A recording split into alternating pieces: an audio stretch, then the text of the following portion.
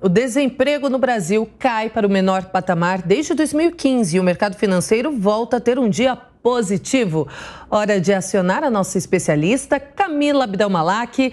Vamos começar pela Bolsa, Camila. Boa noite para você. Boa noite, Kalina. Pois é, a notícia positiva da taxa de desemprego, mas o tema no mercado financeiro é a tal da PEC da transição. A gente chegou a ver o Ibovespa operar abaixo do patamar de 110 mil pontos, que é uma barreira muito importante aí dentro do mercado financeiro, mas a gente fica no dia a dia ligado a essas negociações da PEC da transição. Na semana passada, o Ibovespa acumulou uma perda de 6% no mês de novembro e acabou encerrando esse mês com uma perda de 3,06%, com o Ibovespa fechando no patamar de 112 mil pontos, ou seja, reduziu o ritmo das perdas com a expectativa de que a PEC da transição vai ser enxugada, ou seja, reduzida às extravagâncias dentro do Congresso Nacional. Especialmente hoje, que a Bolsa mostrou uma alta de 1,42%, os investidores se apegaram na fala do presidente da Câmara,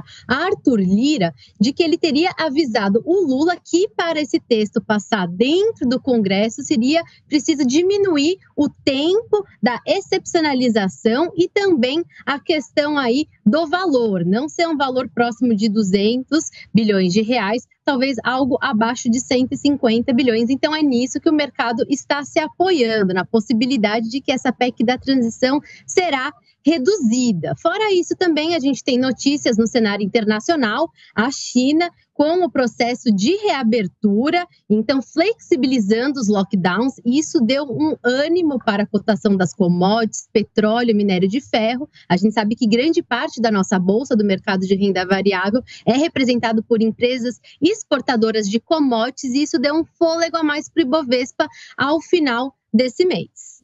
Temos um número maior de ocupados e uma queda no desemprego, mas muita gente segue com trabalho sem carteira assinada.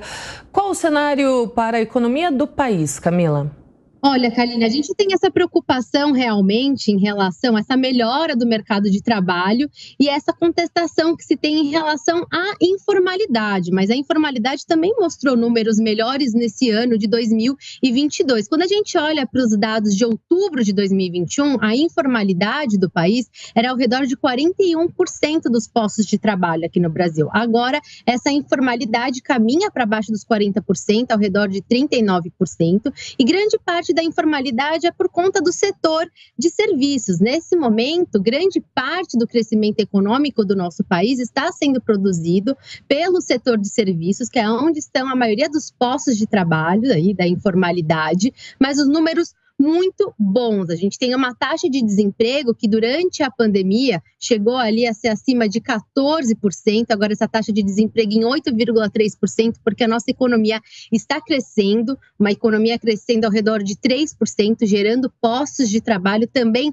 na formalidade. A gente acompanha os números que são divulgados pelo CAGED, a gente tem então ainda muitos postos de trabalho sendo criados com a carteira assinada, e é um conjunto de políticas, Kalina. A gente acompanhou essa saída da pandemia por conta das atitudes acertadas do governo federal. A gente não pode esquecer do programa que o governo federal fez, o programa Bem de Manutenção de Emprego, que foi fundamental para a gente conseguir atravessar o período da pandemia, e agora o crescimento econômico que está produzindo aí essa geração de postos de trabalho, de maneira que a gente deve encerrar o ano de 2022 com uma taxa de desemprego ao redor de 8%, muito melhor do que era projetado no início do ano, que era uma taxa de desemprego de 2 dígitos ao final desse ano.